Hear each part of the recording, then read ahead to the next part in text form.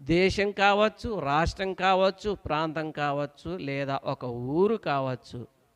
మంచి అనేదే లేకుండా అన్ని చెడ్డ ఆశలు, చెడు కోరికలు, చెడు తలంపులతో అందరూ చెడిపోయి పనికి మాలిన వారై త్రోవ తప్పి చెడ్డ పనులే చేస్తూ పోతే ఎక్కడ బాగుపడుతుంది?